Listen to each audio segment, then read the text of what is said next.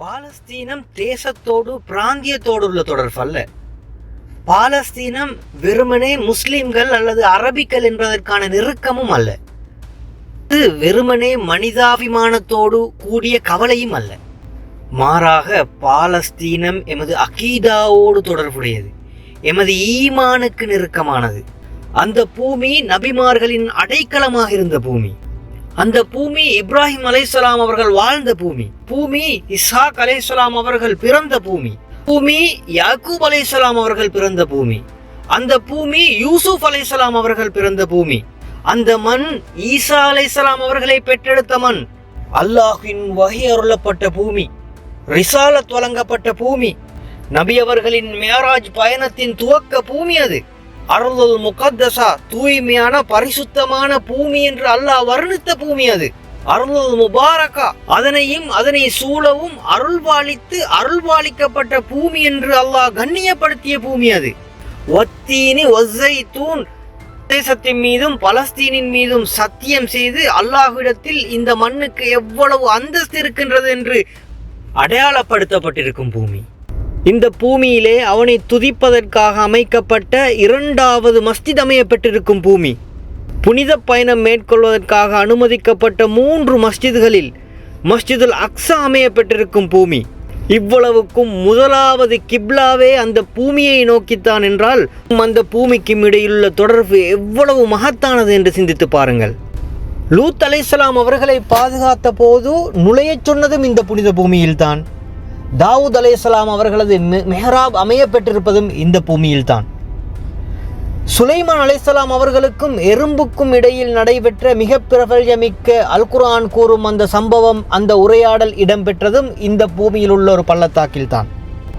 மரியம் அலைஹிஸ்ஸலாம் அவர்கள் கணவரின் துணையின்றி ஆச்சரியமான ஈசா அலைஹிஸ்ஸலாம் அவர்களின் பிரசவம் இடம்பெற்றதும் இந்த பூமியில்தான். ஈசா அலைஹிஸ்ஸலாம் திரும்ப வரப்போவதும் இந்த பூமிக்குத்தான். ஒரு கூட்டம் இருக்கும், இறுதி நாள் வரை அந்த கூட்டம் சத்தியத்துக்காக போராடும். அந்த கூட்டத்தின் இமாமுக்கு பின்னால் நின்று ஈசா அலைஹிஸ்ஸலாம் அவர்கள் தொழுவார்கள் என்று நன்மாராயம் கூறப்பட்டதும் இந்த பூமியில்தான். மறுமை நாளின் அடையாளங்களில் ஒன்றான மிகப்பெரிய ஃபித்னாவான தஜ்ஜாலின் வருகை, அவன் அழியப் போவதும் இந்த பூமியில்தான். இப்படி எமக்கும் இந்த மண்ணுக்கும் இடையிலான தொடர்பை அடுக்கிக் கொண்டே போகலாம். எத்தனையோ உயிர்களை இழந்து, வீடு வாசல் இழந்து, கூட்டம் குடும்பங்களை இழந்து, மனைவி பிள்ளைகளை இழந்து, தாய் தந்தையை இழந்த உங்களுக்கு நாங்கள் எப்படி ஆறுதல் சொல்வது? ஒன்றை மட்டும் உறுதியாக சொல்கிறோம், இந்த துப்பாக்கிச் சூடோ, தாறுமாறான குண்டு வீச்சுக்களோ, நீங்கள் கண்மூடித்தனமாக கட்டவிழ்த்து விட்டிருக்கும் காட்டு மிராண்டித்தனங்களோ, அதற்கு பயந்து ஆட்டங்காண போகும் ஒரு சமூகமாக அந்த சமூகம் ஒருபோதும் இருக்காது. ஒரு நாள் வரும், அந்த நாளிலே கற்களுக்கு பின்னால், மரங்களுக்கு பின்னால் கூனி குறுகி இழிவடைந்து பயத்தில் பிதறியவாறு அவற்றுக்கு பின்னால் போய் ஒளிந்து கொள்வீர்கள்.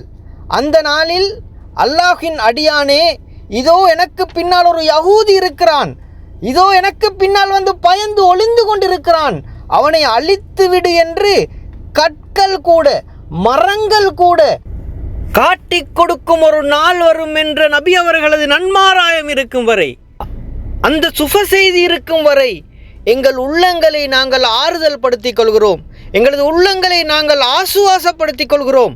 பூமி வெற்றி கொள்ளப்பட்ட பூமியாக நிச்சயமாக மாறும் என்று உறுதியாக நம்புகிறோம். இத்தனை கொடூரங்களையும் கட்டவிழ்த்துவிட்ட இந்த அநியாயக்காரர்களது தோல்வியை நாங்கள் கண்கூடாக காண ஆசைப்படுகிறோம் நாயனே.